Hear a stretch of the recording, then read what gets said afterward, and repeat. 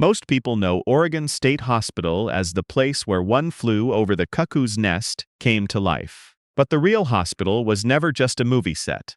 It was a promise made by the state, a refuge built for the suffering, and later a place where patients became case numbers, bodies became records, and more than 3,000 dead were nearly forgotten. This is the story behind the film. For many Americans, Oregon State Hospital exists first as an image from a movie, a tiled corridor, a locked ward, a nurse's station behind glass. Men in robes and slippers moving through a room where the furniture seems arranged less for comfort than for observation. Then Jack Nicholson appears as Randall McMurphy, grinning, needling, testing every rule in sight.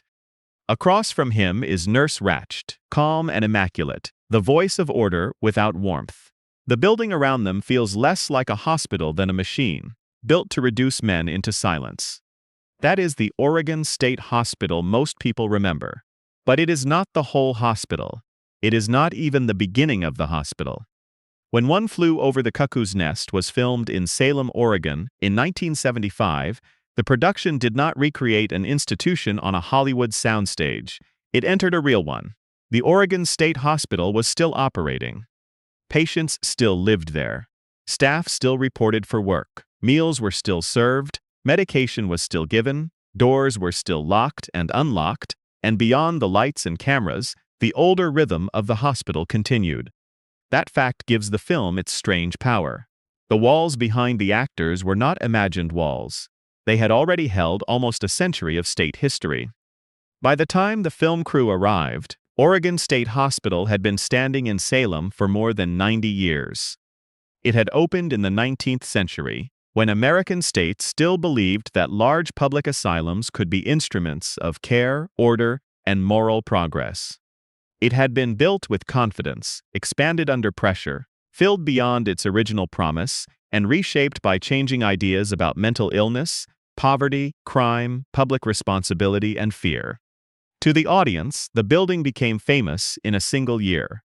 To the people who lived and worked there, it had been accumulating its history, one admission at a time. The man who opened the doors to Hollywood was Dr. Dean Brooks, the hospital's superintendent. In the film, he appears as Dr. John Spivey, the administrator who interviews McMurphy, and seems uncertain how much trouble this new patient will become. On screen, Brooks looks mild, almost hesitant, a quiet shus inside a system larger than himself. Outside the film, he was more complicated. Brooks had spent decades at Oregon State Hospital. He was not a visiting consultant or a symbolic figurehead brought in for publicity. He knew the wards, the staff, the bureaucracy, the limitations of state funding, and the difficult work of caring for people whose illnesses, legal status, or social circumstances had brought them into the hospital's custody. By the mid-1970s, he had already become known for trying to soften the institution from within, to pull it away from the older asylum model and toward a more open, more humane idea of psychiatric care. That is part of the paradox. The most famous American film about psychiatric oppression was shot inside a hospital, led by a man who believed he was trying to make such places less oppressive. Brooks allowed the filmmakers inside, not because he wanted the hospital to be condemned, but because he believed exposure could be useful. He thought the public should see mental illness more directly. He believed patients should not be treated as hidden people. The production used parts of the hospital, and patients were allowed to participate in small ways behind the scenes. Some actors observed daily routines. Some spent time around the wards. The boundary between performance and institution became unusually thin. That thin boundary is one reason the movie still feels alive. The faces of the actors belonged to Hollywood, but the air belonged to Salem. The corridors had their own memory. The rooms carried the weight of routines that had begun long before the script was written. Even the silence in the film has a kind of institutional age to it. The silence of a place where rules have been repeated so often they no longer need to be explained. Yet the danger of a powerful movie is that it can replace the history it borrows from. After One Flew Over the Cuckoo's Nest, Oregon State Hospital became, in the public imagination, the home of McMurphy and Nurse Ratched. Visitors, journalists, film lovers, and casual readers could attach the real building to a fictional struggle. The free man against the system, laughter against control, individuality against a soft-spoken tyranny. It was a clean story built around unforgettable characters. The real hospital was not clean. It did not have one villain. It did not have one rebel. It did not end when a man lifted a hydrotherapy console and threw it through a window. Its story moved more slowly than that. It was made of legislative decisions, medical theories, court orders, budget shortages, architectural expansions, daily labor, private suffering, public neglect, and occasional attempts at mercy. It was a place where some people received care they could not have found elsewhere, and where others disappeared into files, routines, and locked rooms. That is harder to tell than a movie. It is also more important. Because Oregon State Hospital was never only a place where a famous film was made. It was one of the ways Oregon chose to define sanity and illness, dependence and danger, treatment and custody. It stood at the edge of several American questions that have never fully gone away. Who should care for people with severe mental illness? When does care become confinement? When does protection become control? And what does a state owe to people who have no family, no money, no voice, or no easy place in public life? Inside those questions, the building became a character. It was born as a promise. It grew into a system. It learned the language of diagnosis, discipline, reform, and paperwork. It watched generations of doctors arrive with new confidence and leave behind old uncertainties.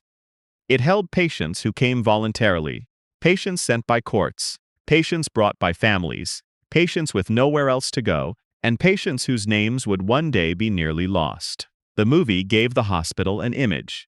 History gives it a life. And to understand that life, we have to leave 1975 for a while. We have to step back before the Oscars, before Jack Nicholson's grin, before Nurse Ratched became a symbol of institutional power. We have to return to Oregon in the 19th century, when the state was still young, the language of mental illness was different, and public officials believed that a large building on the edge of Salem could turn suffering into order. Before it became the hospital America thinks it knows, Oregon State Hospital was something else. It was a promise made in brick. Before Oregon State Hospital became a movie image, before its corridors carried the echo of Nurse Ratched and McMurphy, it began with a much older American belief that a state could build a place large enough, orderly enough, and humane enough to turn mental suffering into something manageable. That belief belonged to the 19th century. It was not unique to Oregon. Across the United States, public officials, physicians, reformers, and taxpayers were trying to answer a question that had no easy answer. What should be done with people who could not safely remain at home, could not be cared for by their families, and could not be treated by the limited medicine of the day? The answer, for many states, was the asylum. The word has darkened with time. Today it suggests locked doors, neglect, and institutional fear. But in its original meaning, asylum meant refuge. It meant shelter. It meant a protected place for people who had been overwhelmed by illness, poverty, grief, epilepsy, dementia, addiction, trauma, or conditions that doctors did not yet know how to name. The asylum promised removal from chaos. It promised routine. It promised fresh air, regular meals, useful work, medical supervision, and a setting designed to calm the mind. Oregon came to that promise as a young state. When Oregon entered the Union in 1859, it was still a remote place in the national imagination. Its towns were small, its public institutions were young, and its medical system was thin. Families often carried the burden of mental illness alone until they could not carry it anymore. County officials, courts, and physicians had few choices. Some people were kept at home under desperate circumstances. Others passed through jails, poor farms, or temporary arrangements that were never meant to be treatment. Before the state built its own asylum in Salem, Oregon relied on the Oregon Hospital for the Insane in Portland. It was a private institution, opened in 1861 by Dr. James C. Hawthorne and A.M. Loria, and for more than 20 years it served as the place where the state sent people judged to need psychiatric care. Hawthorne became one of the most important figures in Oregon's early mental health history. By the standards of his time, his hospital was often described as unusually attentive. Patients worked outdoors. They helped raise food.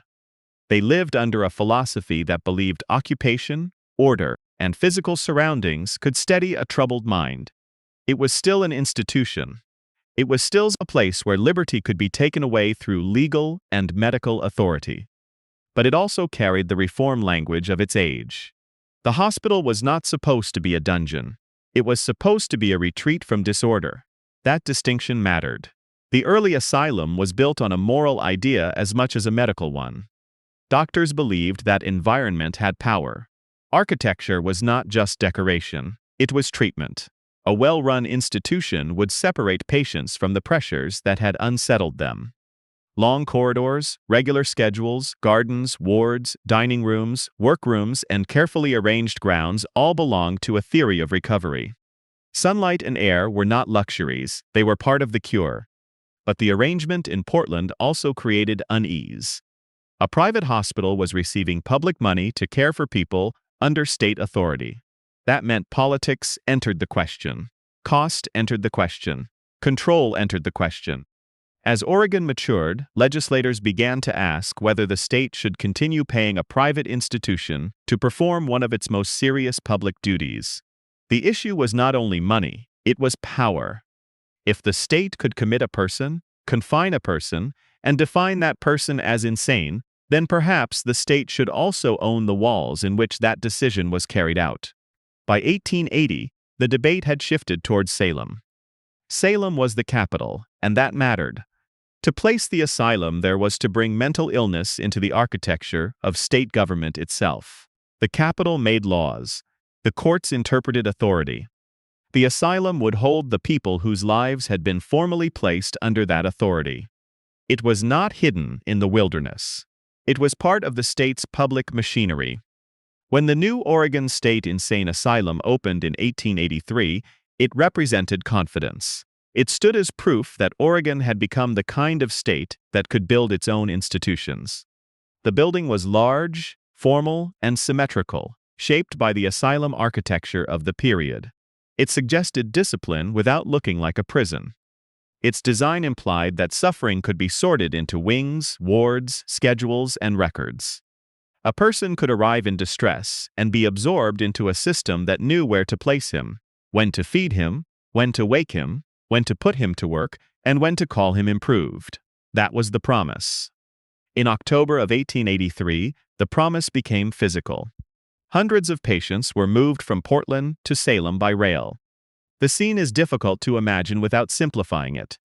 There must have been order, because an operation like that required order. Lists had to be prepared. Staff had to accompany the patients. Baggage and records had to be moved. Men and women who had already lost control over so much of their own lives were placed aboard trains and carried toward a new building that would now define their days. For state officials, it was a transfer. For the patients, it may have felt like something else entirely. Some may have understood where they were going. Some may not have. Some may have looked out the windows at the Willamette Valley and seen ordinary farms, fences, stations, and fields passing by. Others may have been too ill, too frightened, too sedated, or too resigned to register the journey in any way we can recover. Their private thoughts were not preserved. The record remembers the movement of a population.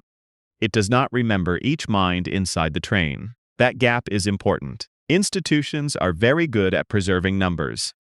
They record admissions, discharges, costs, deaths, diagnoses, inventories, staff positions, legislative appropriations, and capacity. They are much less faithful with fear, confusion, relief, shame, gratitude, loneliness, and hope. A person enters with a life story. The building receives a case. From the first days in Salem, Oregon's asylum carried both meanings at once. It was a refuge and it was a place of confinement. It was an act of public responsibility, and it was an assertion of public power. It promised treatment, but it also solved a social problem by removing certain people from ordinary view. The same doors that protected patients from the outside world also protected the outside world from them. That was the bargain built into the bricks. The new asylum did not begin as a scandal. It began as a civic achievement. It gave Oregon a way to say that the mentally ill would not simply be abandoned to jails, families, or chance. It placed them under doctors rather than sheriffs. It wrapped custody in the language of care. In the 19th century, that was not a small thing. But every promise made by a building depends on what happens after the dedication speeches end. A hospital can be designed for air and sunlight, then filled beyond what its rooms can bear. A refuge can become a warehouse. A place built to restore names can learn to count bodies instead. Oregon State Hospital had not yet become that place. In 1883, it was still new enough to reflect the hopes placed upon it. The train from Portland arrived with 370 patients. The state had finally built its asylum. And from that moment forward, Oregon had to live with what it had built. A building can begin with an idea and still be defeated by arithmetic. In Salem, the idea had been refuge. The asylum was supposed to gather people whom the young state did not know how else to protect, place them under medical supervision, and give their days a structure that ordinary life had lost. The walls were meant to steady. The routines were meant to restore. Even the size of the place was part of its promise, because a public institution had to be large enough to serve the whole state. But size has its own appetite. Once Oregon had built the asylum, people kept arriving. They came from counties with few doctors, from families that had exhausted their strength, from courts that needed somewhere to send those judged unfit for ordinary punishment or ordinary freedom. Some came with illnesses that might now be called schizophrenia, bipolar disorder, dementia, epilepsy, addiction, severe depression, or developmental disability. Others came under words that belonged to their own time, and now sound crude, moralistic, or confused. The records used the language available to them. That language often revealed as much about the society making the diagnosis as it did about the person receiving it. The building accepted them all. In the beginning, each arrival could still be imagined as part of the institution's mission. One more patient meant one more person brought out of a jail, a poorhouse, a locked room at home, or a life wandering without care. Growth could look like compassion. A fuller hospital could be read as proof that the state was finally taking responsibility. Then the numbers began to change the meaning of the work. A ward built for one rhythm had to move faster. A dining room had to feed more mouths. A laundry had to wash more sheets. Attendants had to watch more beds, more doors, more hallways, more sudden crises. Doctors had to divide their attention among people whose needs did not become simpler because the census rose. A hospital designed around the moral power of environment became a place where environment was constantly being strained by population. That strain was not dramatic at first. It rarely is. No single day announces that a refuge has begun to become a warehouse. It happens through small adjustments that appear practical in the moment. Another bed is placed where there is room. A schedule is tightened. A patient waits longer. A report becomes shorter.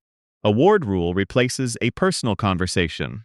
A name is still written at the top of the file, but the file grows more important than the life that produced it. The institution learns to count because it has to. By the early 20th century, Oregon's asylum was no longer a new civic monument. It was a working state machine. It had budgets, superintendents, staff hierarchies, annual reports, supply needs, maintenance problems, legislative requests, and public expectations. The older dream of moral treatment had not vanished completely, but it now had to compete with the daily mathematics of institutional survival. How many patients? How many beds? How many attendants? How many meals? How many deaths? How much money per person? These questions were not cruel in themselves. No public hospital can function without numbers. Numbers make funding possible. They help administrators argue for buildings, staff, repairs, kitchens, boilers, infirmaries, and new wards. A legislature does not appropriate money for loneliness. It appropriates money for capacity. But once the logic of capacity takes over, it begins to flatten the people it was created to serve. Patients became part of a census. Men and women were separated into wards, categories, and conditions. Some were considered acute. Others became chronic. Some were expected to improve. Others were expected only to remain. A person's future could narrow inside a word written by a doctor or clerk. If the hospital believed recovery was possible, the building might hold that person temporarily. If it did not, the same building could become a life sentence without being called a sentence. That was one of the quiet transformations of the asylum age. The hospital did not need to become a prison in name to borrow some of the prison's habits. It used locked doors, movement schedules, institutional clothing, surveillance, and discipline. It held people who had not been convicted of crimes. It also held people whose illness had placed them in the path of courts and police. Treatment and custody did not sit in separate rooms. They shared the same corridors. In 1913, the institution received a new name. Oregon State Insane Asylum became Oregon State Hospital. The change mattered. Words are not nothing. To remove insane asylum from the official title was to admit that the old language had become a burden. Hospital sounded cleaner, more medical, less humiliating to patients and their families. It suggested modern treatment rather than old confinement. It allowed the state to describe the institution as part of medicine, not merely a place of removal. The building, however, did not become new because the sign changed. The same walls remained. The same public anxieties remained. The same basic problem remained. Oregon had created one central place for lives that did not fit elsewhere, and the demand on that place kept growing. The new name softened the entrance, but it could not reduce the pressure inside. This is where the story of Oregon State Hospital becomes larger than Oregon. Across the United States, state hospitals were caught in the same contradiction. Reformers wanted them to be humane. Legislatures wanted them to be affordable. Families wanted help. Communities wanted difficult people removed from view. Doctors wanted authority. Patients wanted relief, freedom, safety, or simply some measure of dignity. No single institution could satisfy all of these demands forever, yet the asylum was asked to try. So the building expanded its habits. It learned the language of reports. It learned how to justify itself to the state. It learned how to classify people in ways that made sense to administrators. It learned to absorb overcrowding, as if overcrowding were a condition of nature rather than a political decision. It learned to keep going. That endurance could look impressive from the outside. A hospital that never closed, never stopped admitting, never stopped feeding, never stopped recording could appear stable. But stability inside an institution can hide a great deal. It can hide exhaustion. It can hide neglect. It can hide the difference between being cared for and being stored. By the 1930s and 1940s, Oregon State Hospital was carrying a population far larger than its founders had imagined. The institution that began with hundreds now held thousands. Every part of the building had to answer to that increase. The wards, kitchens, laundries, farm operations, infirmaries, and staff routines all became part of a vast effort to keep the system moving. And when a system becomes that large, the margin for error changes. A misplaced label can travel farther. A tired worker can affect more lives. A broken procedure can repeat itself before anyone understands what has happened. In a small place, a mistake may remain local. In a great institution, a mistake can pass through the walls like weather. Oregon State Hospital had learned to count its patients. Soon, it would be forced to count its dead. By the early 20th century, Oregon State Hospital had learned how to count. It counted beds, meals, staff positions, admissions, discharges, costs, and deaths. But counting was only the first step in a larger change. The next step was classification. A hospital that begins by asking what a person needs can slowly become a place that asks what category a person belongs to. The difference may sound small in official language, but inside an institution it can change everything. A need invites care. A category invites management. Once a patient has been placed into the proper column, the state can decide what should happen next, with a confidence that may not be deserved.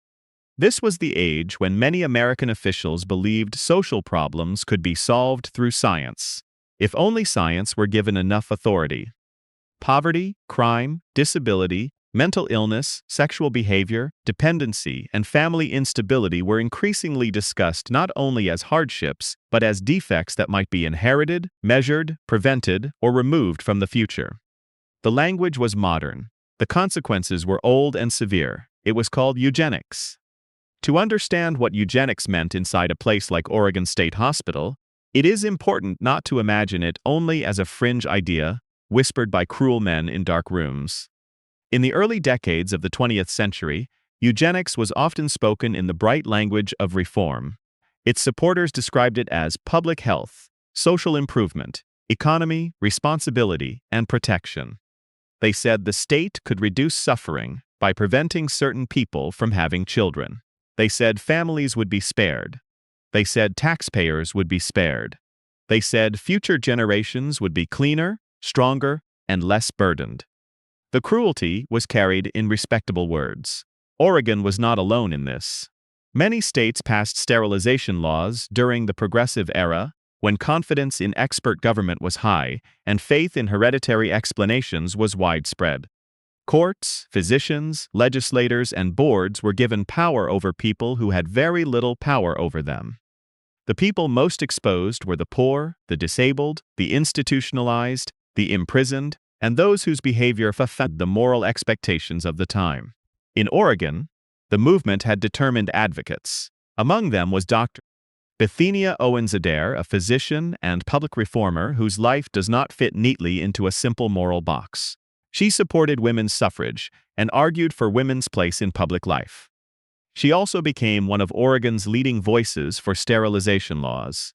That combination is difficult now, but history often is. A person could speak the language of progress in one room and the language of coercion in another. The hospital stood where those contradictions became physical. A patient might enter Oregon State Hospital because a family could not manage his illness, because a court declared her in need of custody, because a doctor used a diagnosis that no longer exists, or because poverty had made private care impossible. Once inside, that person lived under an authority that was medical, legal, and administrative at the same time. The superintendent, the ward physician, the nurse, the attendant, the court, the board, and the legislature were not identical powers, but to the patient they could become one system. That system could feed you. It could medicate you. It could lock the door, and in the eugenics era, it could decide that your body should not produce a child. This is where the word treatment begins to change its meaning. Sterilization was presented by its defenders as therapeutic, preventive, or protective. It was recorded as a procedure. It moved through paperwork. It required decisions, signatures, and official approval. But the person at the center of the decision was often someone whose consent was compromised, ignored, or considered unnecessary. The state did not merely treat illness. It reached beyond the ward and into the future that patient might have had outside the ward. For some, that future was already fragile. Many patients came from families without money or influence. Some had no one advocating for them. Some were women whose sexuality was judged more harshly than any diagnosis.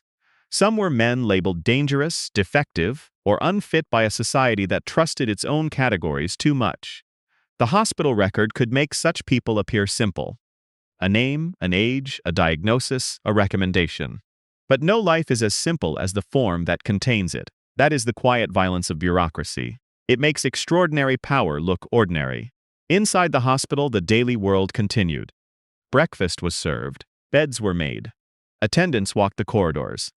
Patients sat in day rooms, worked on the grounds, waited for interviews, wrote letters, or stared through windows at a city that remained close enough to see and far enough to be unreachable. The machinery of care did not stop when the machinery of control began. They operated together, which is why the history is so difficult to reduce. There were still doctors who meant to help. There were still nurses who showed patience. There were still attendants who learned the names and habits of the people under their care. A state hospital was never made of one emotion or one motive.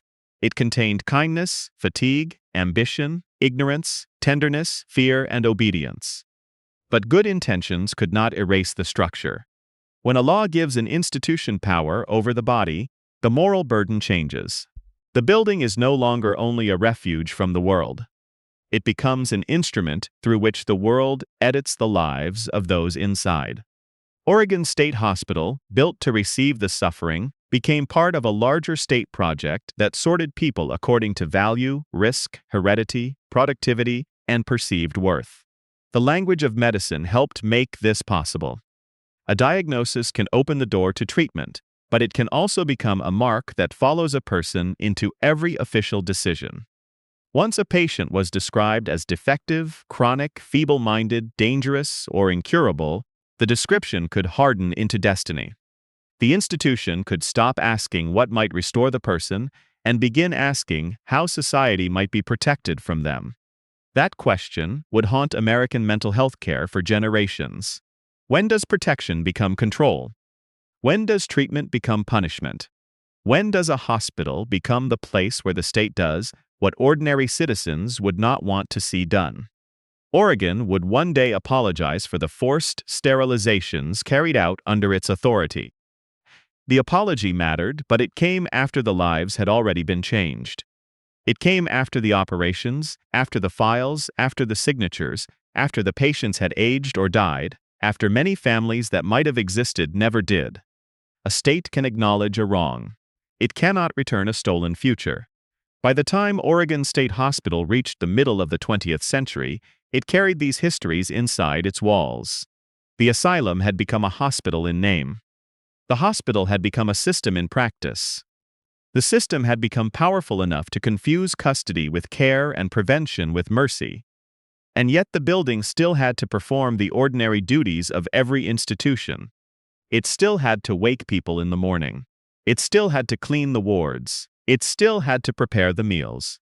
After years of learning to classify, control, and manage thousands of vulnerable lives, Oregon State Hospital would soon be tested by something far more immediate. Not a theory, not a law, a dinner plate. On the evening of November 18, 1942, Oregon State Hospital performed one of the most ordinary acts in institutional life. It served dinner. In a place that held thousands of people, dinner was not a private ritual. It was an operation. Food moved through kitchens, storerooms, carts, trays, dining rooms, and wards. The meal had to be prepared in quantity, distributed on schedule, and consumed under the eyes of staff who had many other duties waiting for them. The hospital had learned to feed a population, not a table. That evening, the meal included scrambled eggs. There was nothing about scrambled eggs that should have entered the history of the building. They belonged to the plain food of a large public institution, soft, inexpensive, easy to prepare in volume. The hospital was not staging a ceremony. It was not beginning a treatment. It was not making a medical decision that would later be debated in court or studied in policy. It was doing what it had to do every day. It was keeping the machine alive, but in a large institution, the ordinary is never small. A single mistake can travel through the same system that usually keeps everyone fed. Within minutes, people who had eaten the eggs began to feel ill. Some noticed the taste first. Accounts later described the eggs as strange, salty, or soapy. Then came the symptoms: stomach cramps, vomiting, pain in the legs, difficulty breathing. Bodies that had been seated for a meal were suddenly in distress. The hospital, which had spent decades organizing vulnerable people into wards and schedules, now had to face a crisis moving faster than its own structure. At first, no one could fully know what had happened. That uncertainty is one of the most terrifying features of mass poisoning. A fire announces itself. A collapsed wall can be seen. A fight has witnesses. But poison enters quietly, disguised as nourishment, and reveals itself only after the body begins to fail. In the dining rooms and wards, the same question must have spread faster than any answer. What was in the food? The timing made the fear sharper. It was 1942. The United States was at war. Sabotage was not an abstract idea. Public officials and investigators had to consider possibilities that belonged to the atmosphere of the time. Was it intentional? Was it an accident? Was there a person to find or a process to examine? As doctors and staff tried to respond, the scale became clear. This was not a handful of sick patients. This was a mass casualty event inside a state hospital. Hundreds had been poisoned. Some were patients already weakened by age, illness, medication, disability, or years of institutional living. Others were employees who had eaten the same food served to the people under their care. For once, the wall between staff and patient narrowed. The poison did not respect the hierarchy of the building. The investigation eventually identified the cause. Sodium fluoride, a poisonous compound used as an insecticide, had entered the kitchen process where powdered milk should have been. It was not a mysterious toxin brought from outside. It was already part of the hospital's own environment, stored within the institution, waiting behind an ordinary error. That is what makes the tragedy so revealing. The deaths were not caused by a dramatic villain standing in the center of the story. They came through storage, labeling, confusion, routine, haste, and institutional scale. They came through the hidden architecture of work, where supplies were kept, who retrieved them, how containers were marked, how kitchens operated under pressure, and how many lives depended on the accuracy of a task that might have seemed minor until it was not. The hospital had become large enough that a kitchen mistake could become a public disaster. By the end, 47 people were dead. That number must be handled carefully, because numbers can harden too easily. 47 is a statistic. 47 is also 47 separate endings. Some of those who died had entered the hospital years earlier under diagnoses that would now be unfamiliar or obsolete. Some may have had families who still visited. Some may have had no one left outside who could speak for them. Some had probably sat through countless institutional meals before that night, eating what was placed before them, because that was the structure of their lives. They did not die in a ward procedure. They did not die from an experimental therapy. They died because dinner was served. In the days that followed, the hospital's private failure became public knowledge. Newspapers reported the deaths. Investigators examined the food, the kitchen, the storerooms, and the chain of decisions that had carried poison from storage into scrambled eggs.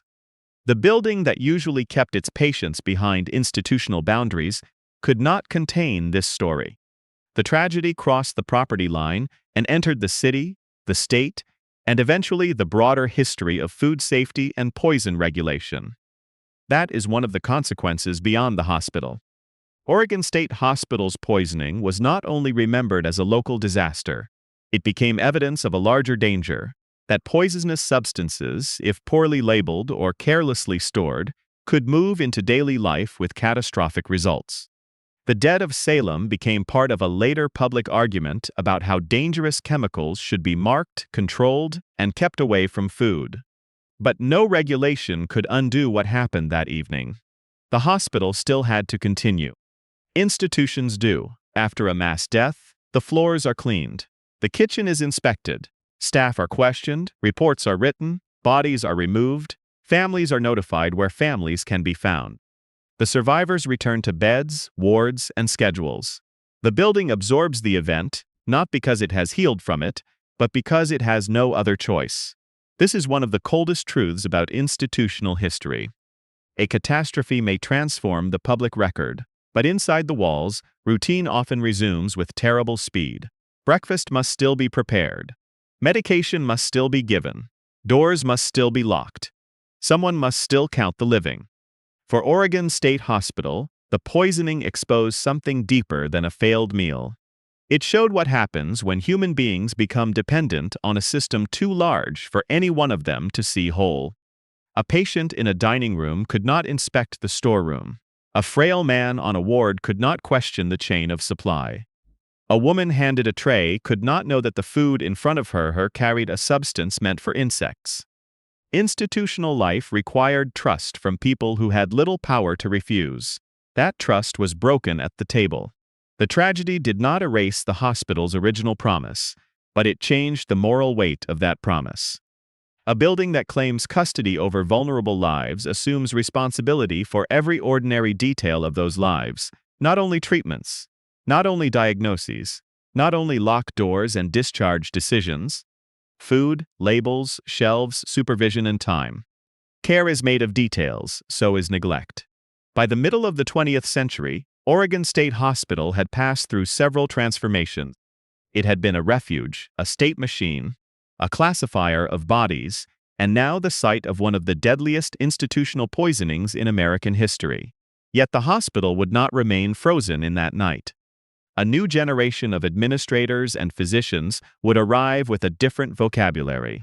They would speak of openness, reform, rehabilitation, and community. One of them would become the face of the hospital to Hollywood. But before the cameras came, he would have to live with the building as it was: old, crowded, wounded by history, and still expected to heal. When Dr. Dean Brooks entered Oregon State Hospital, he did not walk into a blank institution waiting to be remade. He walked into a building already carrying nearly 70 years of history. It had been an asylum, a hospital, a place of refuge, a place of custody, a classifier of human lives, and the site of a mass poisoning that had exposed how fragile institutional trust could be. Its walls had absorbed old medical theories, legislative economies, ward routines, staff exhaustion, and the private suffering of patients whose names often appeared in records more clearly than they appeared in public memory. Brooks could not erase any of that, but he belonged to a generation of psychiatrists who came to believe that the old state hospital model had done harm not only through cruelty, but through enclosure itself. By the middle of the 20th century, the idea of keeping thousands of people for years inside large institutions was beginning to lose its authority. New psychiatric medications changed what doctors believed was possible. Court decisions and civil rights arguments changed what the public would tolerate. State budgets changed what governments were willing to pay for. The language of mental health began moving away from permanent custody and toward treatment, discharge, and community care. Those ideas did not arrive gently. They came into old buildings with old habits. At Oregon State Hospital, Brooks became superintendent in 1955. By then, the hospital was still crowded, aging, and shaped by a century of institutional thinking. Reform did not mean opening a door and letting history leave. It meant working through payrolls, wards, doctors, attendants, maintenance problems, frightened families, courts, medication schedules, political pressure, and patients whose needs did not fit neatly into any new theory. Brooks would later be remembered for a simple instruction he gave himself and others. Always remember that you are there to serve the patient. The sentence sounds modest. It was not. Inside a state hospital, to say the patient came first was to challenge the building's oldest instinct. Institutions tend to serve their own survival. They protect routine.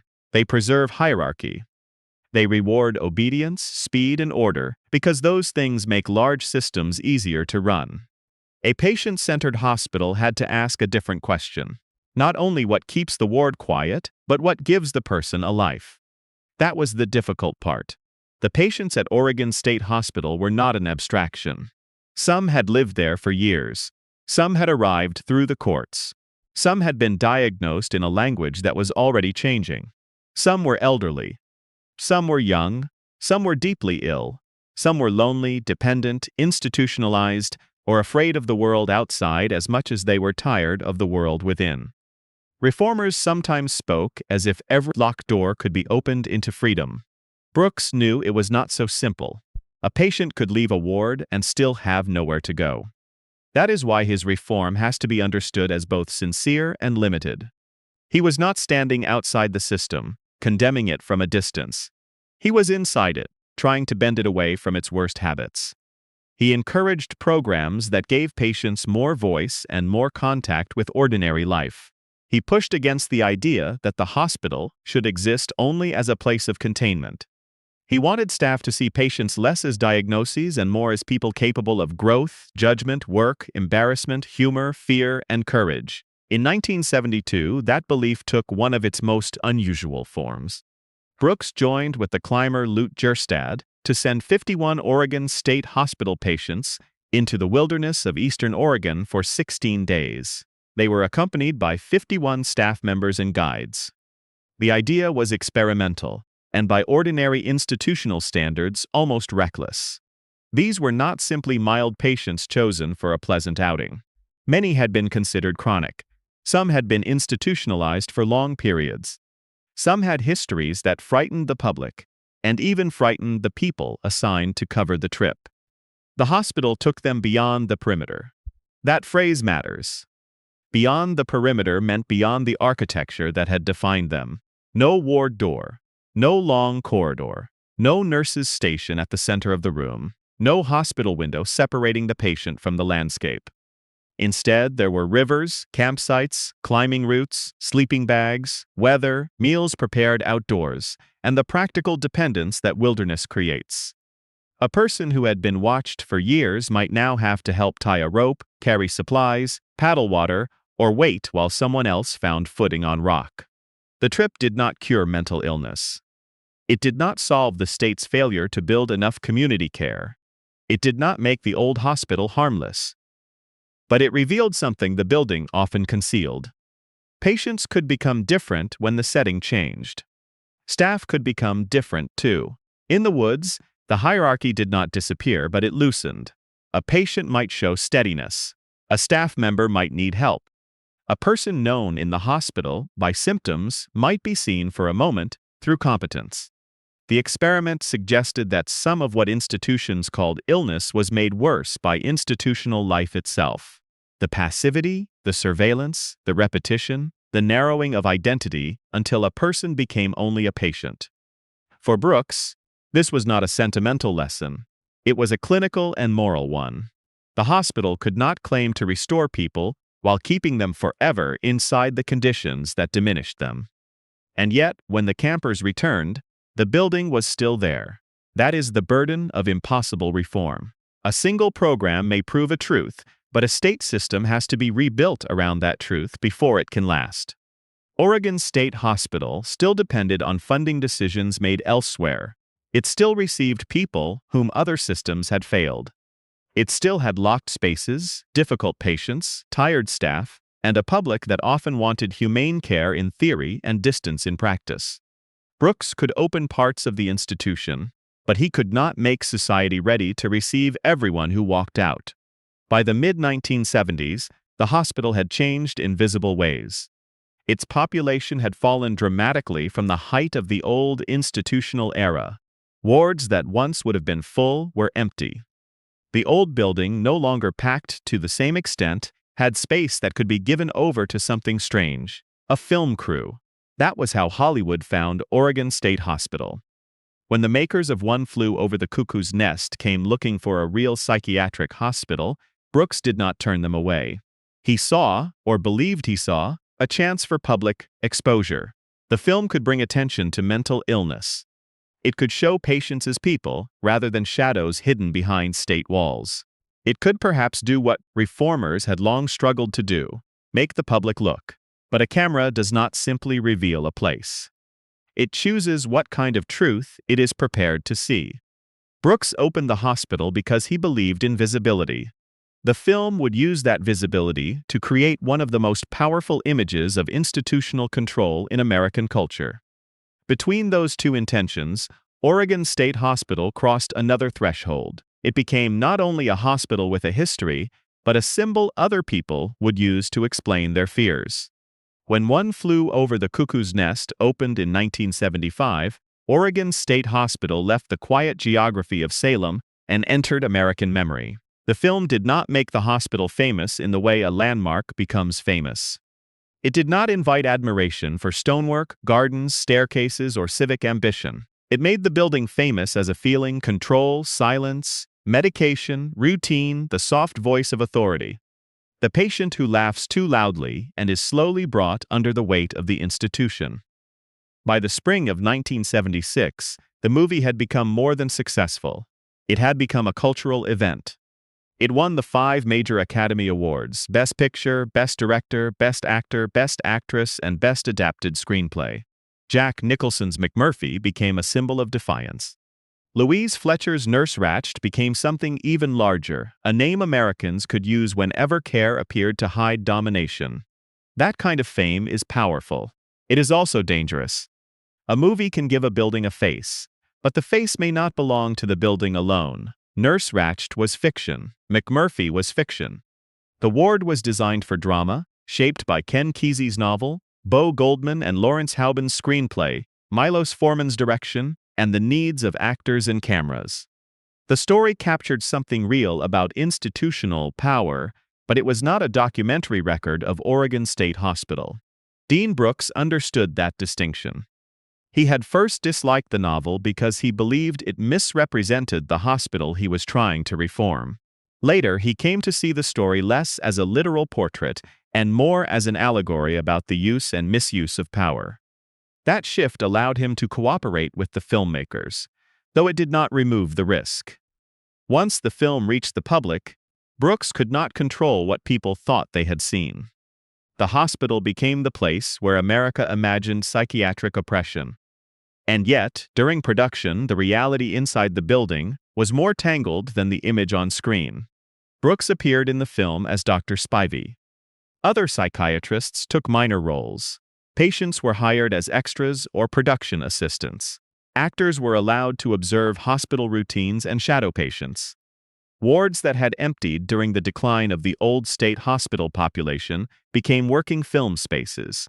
For the filmmakers, this gave the movie authenticity.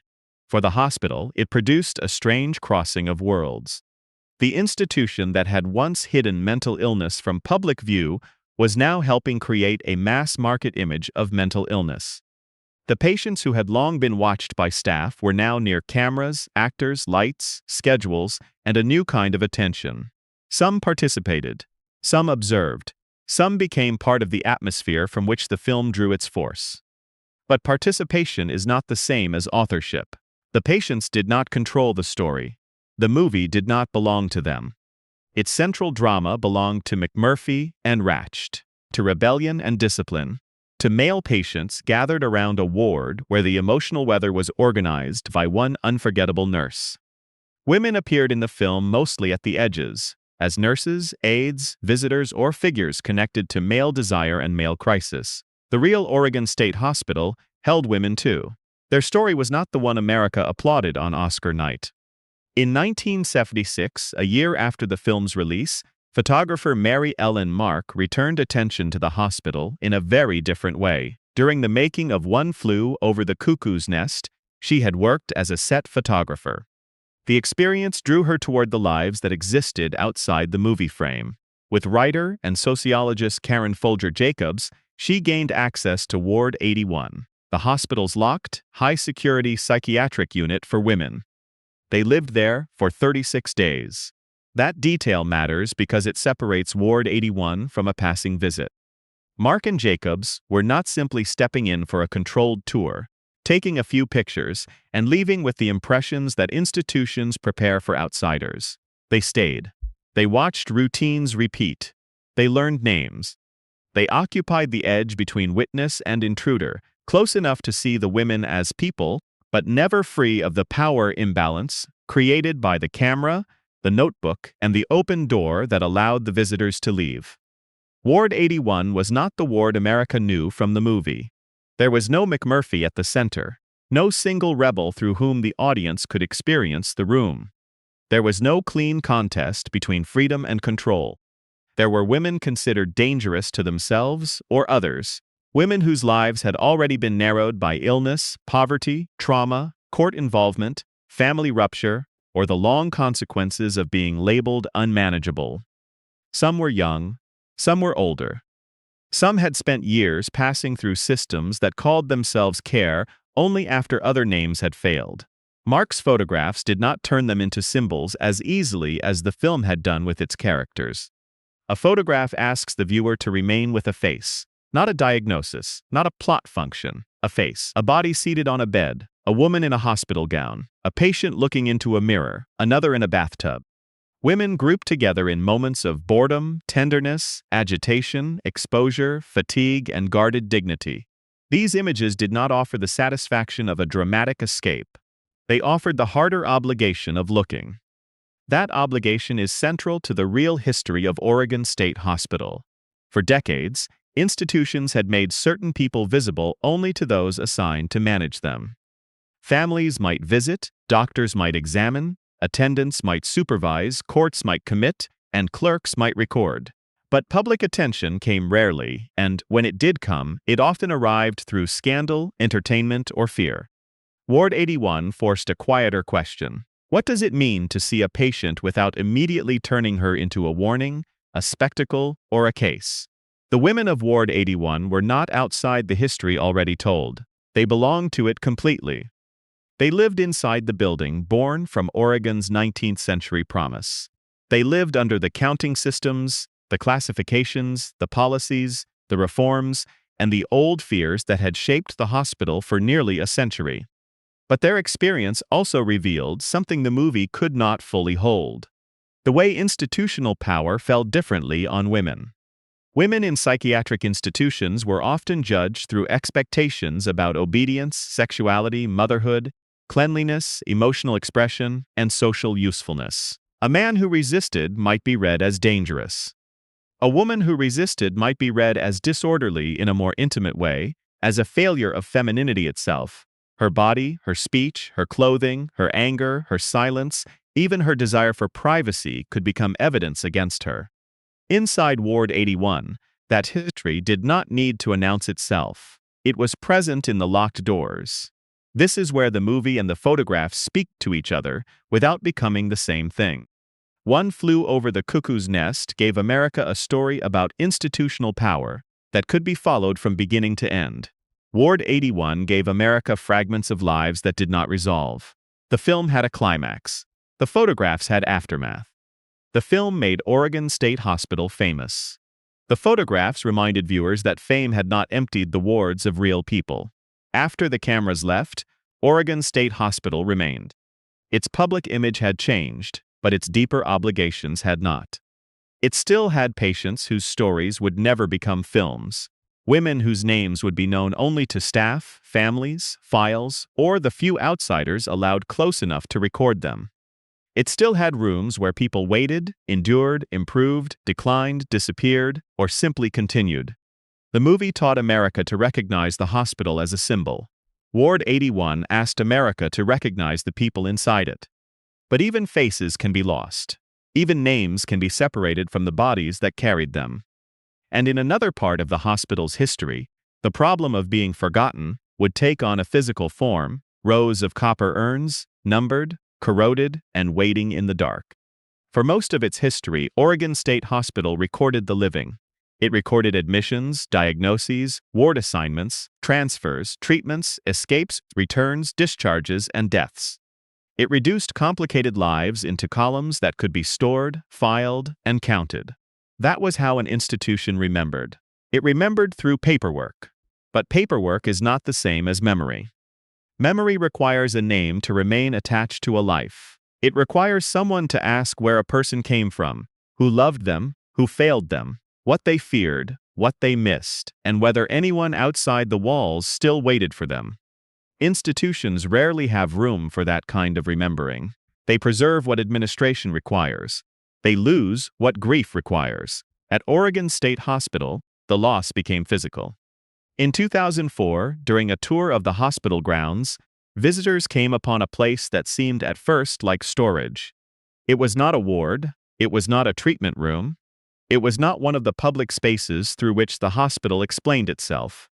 Inside were shelves lined with copper canisters. Thousands of them. Each canister held human ashes. The remains belonged to people who had died while living at Oregon State Hospital and other Oregon institutions. Some had died decades earlier.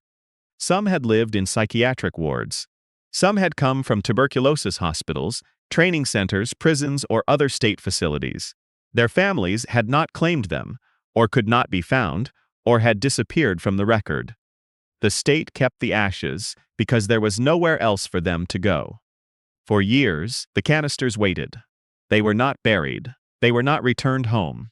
They were not fully forgotten because the institution still possessed them.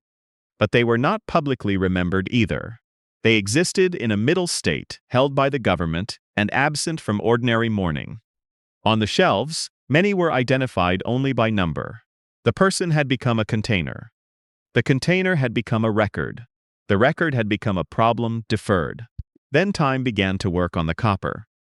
The canisters corroded in strange and beautiful ways, with blues, greens, whites, and rust-colored blooms spreading across their surfaces. Photographer David Maisel would later make them widely known through images that seemed almost celestial at first glance, like small planets or mineral landscapes. But the beauty was unsettling because it came from decay. The colors were not decoration. They were the result of moisture, metal, ash, and neglect. The building had not only stored the dead, it had changed the vessels that held them. Here, the story of Oregon State Hospital reaches one of its quietest and most severe truths. The patients who entered the hospital had already been separated from ordinary life. Some had been separated from family. Some had been separated from legal freedom. Some had been separated from their own histories by illness, poverty, institutional paperwork, or shame. Then, after death, some were separated even from burial under their own names. The old motif of the hospital becomes impossible to miss: names versus numbers. In life, a patient might be transformed into a file. In death, a file might be transformed into a copper urn. And on the shelf, the urn might be known only by a number that no passerby could love. It would be easy to treat the room of urns as a final accusation against Oregon State Hospital alone. But the truth is broader and more uncomfortable. The canisters revealed the failure of an entire public memory system. They showed how people in state custody could vanish not in a single dramatic act, but through ordinary procedures repeated over many years. A death was recorded. An attempt might be made to locate family. A body was cremated. Ashes were stored. The next patient arrived. The next meal was served. The next form was completed. Nothing had to look cruel in the moment for the result to become cruel over time. That is how institutions often fail the powerless, not always by spectacle, sometimes by continuation. The discovery forced Oregon to confront a question it had avoided. What does a state owe to the people who died under its care when no private family steps forward to mourn them? The answer could not be only administrative. New containers were needed. Records had to be examined. Names had to be released where law allowed. Descendants had to be found. The ashes had to be handled again, not as abandoned material, but as the remains of people who had once breathed, suffered, hoped, resisted, obeyed, deteriorated, recovered, relapsed, and died inside public systems. Workers transferred the ashes from the damaged copper canisters into new ceramic urns. That act was practical, but it also carried ritual weight. It meant the state was finally touching the remains with intention rather than merely keeping them out of sight. The memorial that followed did not erase the years of storage, but it changed the meaning of the room. What had been hidden became visible. What had been treated as residue became testimony. The memorial does not give every life back in full. No memorial can do that. It cannot restore family ties, recover every missing biography, or tell us what each person thought in the last days of life. It cannot tell us whether someone died lonely or peaceful, angry or sedated, remembered by a sister who could not afford the journey, or forgotten by relatives who never knew where the state had taken them. But it can refuse the final disappearance. That refusal matters. Oregon State Hospital's copper urns turned the building's moral history into something no longer abstract. Overcrowding could be debated. Eugenics could be explained through law. The poisoning could be reconstructed through investigation. The film could be interpreted as symbol. Ward 81 could be studied through photographs. But the urns sat there without argument. They asked only that the dead be acknowledged. By the time the memorial took shape, Oregon State Hospital had become many things at once: a functioning hospital, a film landmark, a site of reform, a subject of scandal, and now a keeper of unclaimed dead. Its past was no longer confined to old reports. It had entered public art, journalism, genealogy, law, and family history. Some descendants came forward. Some ashes went home. Others remained in state care, but no longer in the same darkness. The hospital had spent more than a century deciding where people belonged. Now the public was asking where the hospital itself belonged in memory. That question did not end with the dead. It returned to the living, to the patients still inside, to the courts still sending people there, to the government still responsible for treatment, safety, discharge, and custody. The room of copper urns forced Oregon to look backward. What came next would force it to look at the hospital still operating in the present, still carrying old questions under newer names. The dead had been counted. Now the state would have to answer for the living.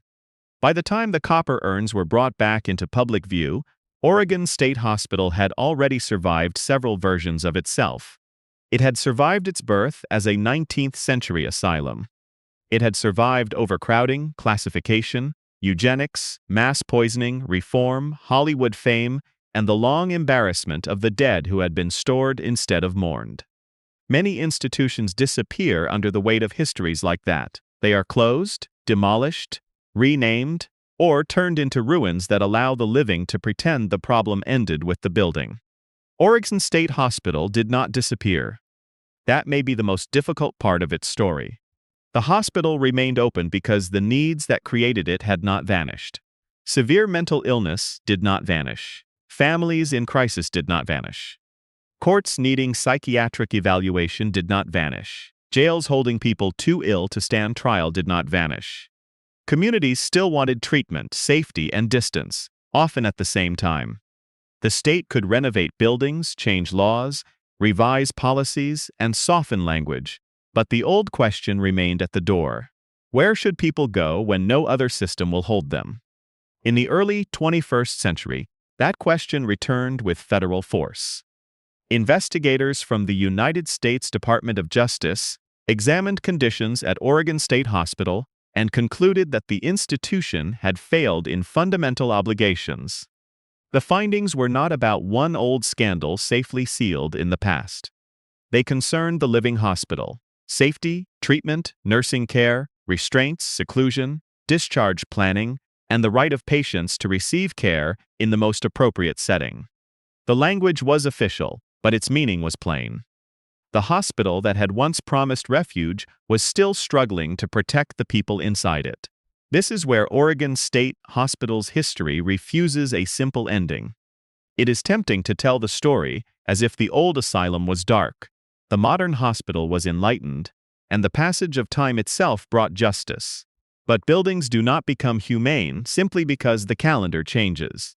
A new policy can enter an old culture and be weakened by staffing shortages. A new ward can open while the courts keep sending more patients. A new philosophy can promise community care while communities lack housing, clinics, and support. Reform is not a mood. It is an infrastructure. Oregon rebuilt parts of the hospital. The old campus changed. Newer facilities replaced some of the decaying spaces that had carried the institution's earlier life. The Museum of Mental Health opened on the Salem campus, turning part of the hospital into a place where the public could look directly at what earlier generations had hidden. The memorial for the unclaimed dead gave the copper urns a different meaning. Instead of being a room of deferred responsibility, they became a public testimony.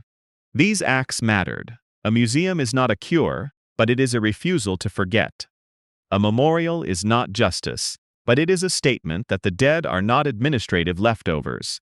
A renovated hospital is not proof of humane care, but it can remove some of the physical indignities built into older institutions.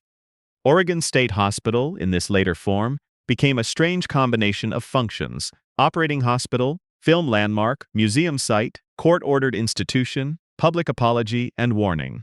Few buildings carry so many identities at once.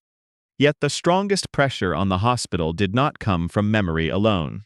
It came from the courts. Oregon, like other states, continued to struggle with people accused of crimes who were found unable to aid and assist in their own defense. These were not simply patients in the old civil asylum sense. They were legally entangled human beings caught between mental illness and criminal procedure. Jails were not built to treat them. Communities often lacked the capacity to receive them. The state hospital became the place where the legal system expected restoration to happen. In that role, the hospital was no longer only a refuge from society. It was part of society's machinery of judgment. The Mink and Bowman cases exposed this pressure. People too ill to proceed in court could sit in jail while waiting for admission to the state hospital. Others could remain in the hospital while counties and community systems struggled to prepare placements. The conflict was not theoretical. It involved liberty, treatment, public safety, jail conditions, bed space, and the limits of psychiatric medicine. Once again, Oregon State Hospital stood at the place where care and custody touched. That was the same old threshold, under a newer name. The hospital had survived its own image, but it had not escaped its central contradiction. It was still expected to heal people whom society had failed before they arrived. It was still asked to protect patients from harm while holding people with serious and sometimes dangerous symptoms. It was still asked to restore legal competence, manage risk, discharge people safely, and answer to families, judges, advocates, lawmakers, inspectors, and the public. No movie could solve that. One Flew Over the Cuckoo's Nest gave America a powerful image of institutional control. It taught viewers to distrust the calm voice behind the nurse's station. It made the psychiatric ward into a symbol of conformity and punishment. But the real Oregon State Hospital asks a more difficult question than the film could ask. What happens after the door is opened? What happens when freedom leads to a sidewalk, a jail cell, a shelter bed, or no bed at all? What happens when the institution is harmful, but the absence of care is harmful too? That is why the building endures as more than a landmark. It is a mirror. In its earliest years, it reflected Oregon's hope that architecture, routine, and medical authority could provide refuge. In its crowded years, it reflected the state's willingness to turn people into numbers. In the eugenics era, it reflected the arrogance of a society that confused science with permission. In 1942, it reflected the danger of a system where ordinary details could become fatal. Under Dean Brooks, it reflected the possibility and the limits of reform. Through the film, it reflected America's fear of the institution. Through Ward 81, it reflected the faces the film left outside the center. Through the copper urns, it reflected the cost of forgetting. And in the present, it reflects a question still unresolved. The old asylum promised that the state could gather suffering under one roof and make it orderly. Oregon State Hospital's long life shows how fragile that promise was. The roof could protect. It could also conceal. The walls could shelter. They could also silence. The record could preserve a name. It could also reduce that name to a number. The hospital America thinks it knows is the one on screen. The real hospital is older, sadder, more complicated, and harder to leave behind. It is not only the place where a famous film was made. It is the place where Oregon tried, failed, tried again, and still tries to answer what a society owes to people whose minds, circumstances, or legal status place them outside ordinary life. The building survived because the question survived. And as long as that question remains unanswered, Oregon State Hospital will remain more than a hospital, more than a museum, and more than the shadow of a movie. It will remain a promise still being tested.